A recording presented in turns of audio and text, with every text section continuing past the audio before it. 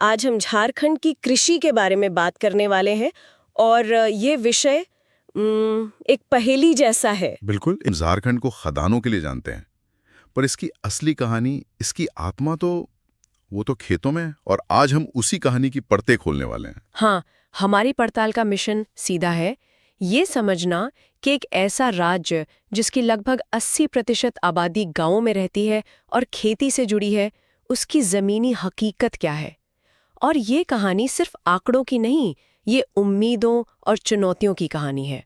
स्रोत हमें एक बहुत ही दमदार मुहावरा देता है, मानसून का जुआ। मानसून का जुआ? हाँ, झारखंड की खेती इसी एक लाइन में सिमट जाती है। ये एक ऐसा जुआ है जिसे यहाँ के किसान हर साल खेलते हैं। आज हमें समझने की कोशिश करेंगे कि इस जुए में दांव पर क्या-क्या लगा है और क्यों एक इतनी संभावनाओं से भरी जमीन अपनी पूरी क्षमता तक नहीं पहुंच पा रही। तो चलिए इस पहेली को सुलझाना शुरू करते हैं। बिल्कुल। हाँ, और इस पहेली का सबसे बड़ा और सबसे चौंकाने वाला टुकड़ा तो वो तो पहले पन्ने में मिल जाता है। एक आंकड़ा है जो दिमाग घुमा देता है। राज्य की 43% काम करने वाली आबादी, यानी लगभग आधे लोग अपनी रोजी रोटी के लिए खेती पर निर्भर है। लेकिन जब राज्य की कुल कमाई यानी जीवीए में हिस्सेदारी की बात आती है तो इस पूरे क्षेत्र का योगदान महज 11.5% है। सिर्फ 11.5%? ये क्या बात हुई? आधे लोग जो काम कर रहे हैं वो मिलकर सिर्फ 10वां हिस्सा कमा रहे हैं। ये आंकड़ा सिर्फ एक नंबर नहीं है, ये झारखंड की कृषि की सबसे बड़ी और सबसे उलझी हुई कहानी है। इसे ऐसे समझिए कि राज्य की आधी आबादी एक ऐसे कुएं से पानी निकालने में लगी है जिसमें सिर्फ 10-12% ही पानी है। वाह! मेहनत पूरी हो रही है पर नतीजा नहीं मिल रहा। ये सिर्फ कम उत्पादकता नहीं है, ये उम्मीदों का धीरे धीरे सूखना है। इसी में छिपी हुई बेरोजगारी का मुद्दा भी है। जहां एक छोटे से खेत में जहां 2 लोगों की जरूरत है, वहां घर के 5 लोग काम कर रहे हैं। बिल्कुल, काम करते हुए तो सब दिख रहे हैं पर असल में उत्पादन तो उतना ही हो रहा है। और इसका असर तो समाज पर भी पड़ता होगा। बिल्कुल, और स्रोत इसी की तरफ इशारा करता है जब वो कहता है कि युवाओं का खेती से मोहभंग हो रहा है। कोई भी युवा जब देखेगा कि उसके पिता या दादा जिंदगी भर इतनी मेहनत करने के बाद भी एक सुरक्षित भविष्य नहीं बना पाए, तो उस रास्ते पर क्यों चलेगा? लेकिन ये समस्या सिर्फ लोगों की या उनकी मेहनत की कमी की नहीं हो सकती। क्या ये जमीन की भी समस्या है?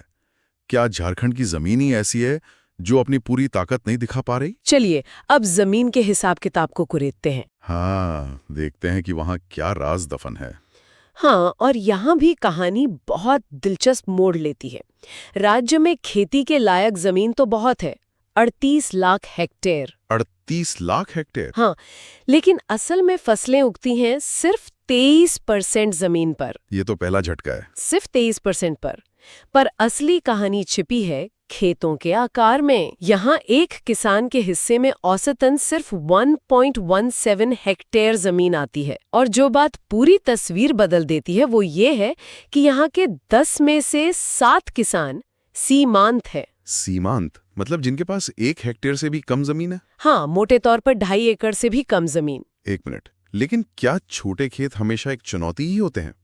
मैंने पढ़ा है कि जापान जैसे देशों में भी तो किसानों के पास बहुत छोटे छोटे खेत होते हैं, पर वो तकनीक के इस्तेमाल से बहुत ज्यादा उत्पादन कर लेते हैं। बहुत ही बढ़िया सवाल उठाया है आपने। तो क्या झारखंड में समस्या सिर्फ खेत के आकार की है या तकनीक और सोच की भी? ये दिखाता है कि समस्या एक तरफा नहीं है। हाँ, जापान में खेत छोटे हैं, लेकिन वहाँ हर खेत तक पानी पहुँचाने के लिए सिंचाई की जबरदस्त व्यवस्था है। उनके पास छोटे खेतों के लिए बनी खास मशीनें हैं और सरकारी नीतियां भी। बिल्कुल। अब इसकी तुलना झारखंड से कीजिए। यहाँ छोटे खेत होने की वजह से बड़ा ट्रैक्टर चलाना मुश्किल और महंगा है। मशीनीकरण लगभग ना के बराबर है। मतलब ज्यादातर काम आज भी हाथों से या बैलों से होता है। हाँ, जिससे लागत बढ़ती है और समय भी ज्यादा लगता है।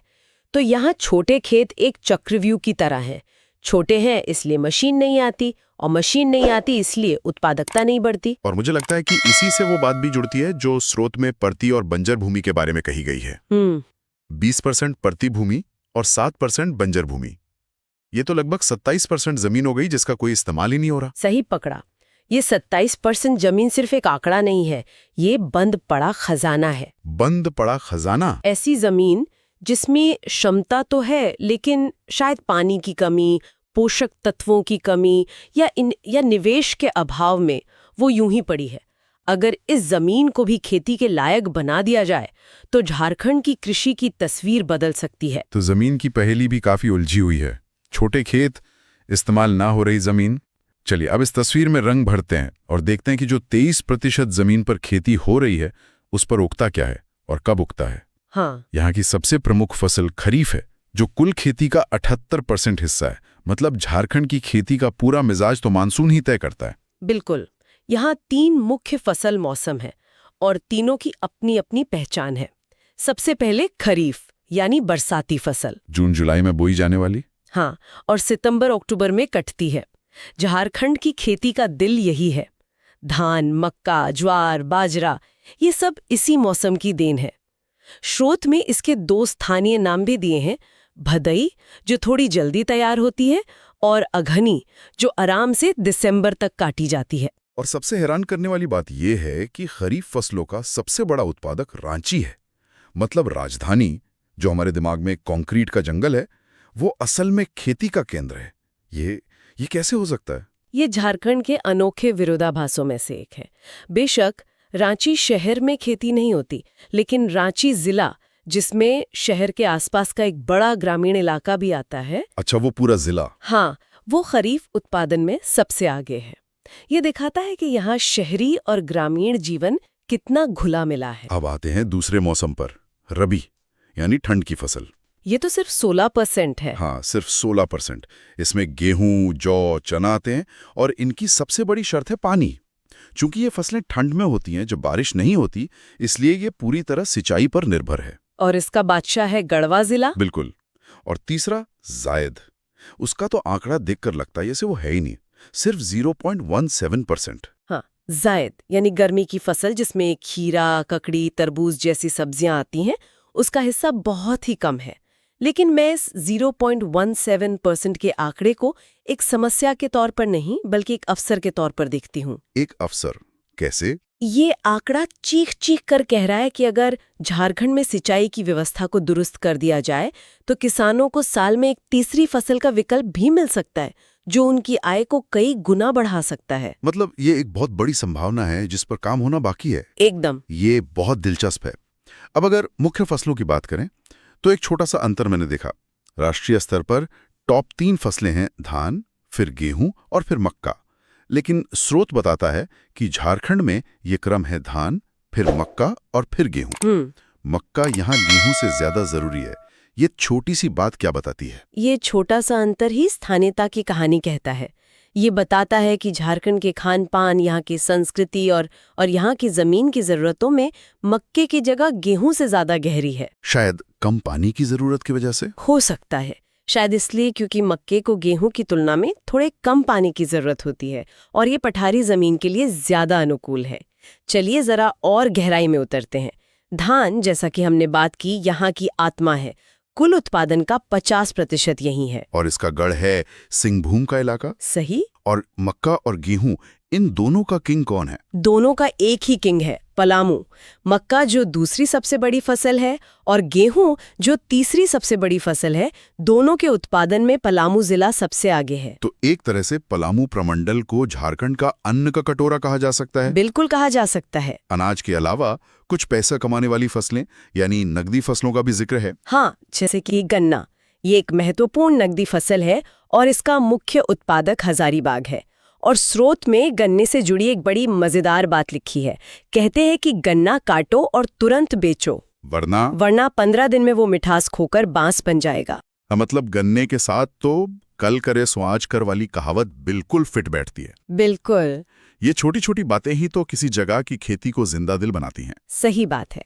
और इसी तरह दालों और तेल वाले बीजों यानी दलहन और तिलहन, इन दोनों के उत्पादन में भी पलामू का ही दबदबा है। लेकिन यहाँ एक चेतावनी भी है। क्या? स्रोत साफ कहता है कि राज्य तिलहन के मामले में आत्मनिर्भर नहीं है। मतलब हम अपने जरूरत का पूरा तेल पैदा नहीं कर पाते और हमें बाहर से मंगाना पड़ता है। इस पूरी बातचीत में मुझे जो सबसे अच्छा लग रहा है वो है कुछ अनोखी और स्थानीय बातें जो सामने आ रही हैं। जैसे गुमला में रागी क्रांति और खेती का एक स्थानीय नाम खल्लू कृषि। ये क्या है? ये वो बिंदु हैं जो दिखाते हैं कि हर कहानी आंकड़ों से नहीं कही जा सकती।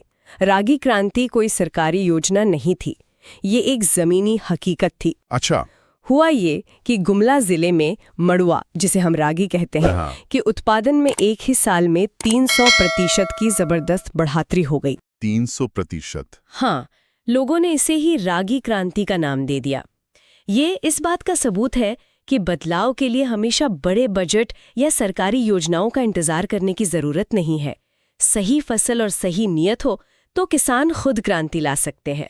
और खुल्लू कृषि, ये क्या है? स्रोत में इसकी ज्यादा डिटेल तो नहीं है, लेकिन ये बताया गया है कि ये यहाँ पर खेती करने के तरीके का एक स्थानीय नाम है। ये शब्द ही अपने आप में महत्वपूर्ण है।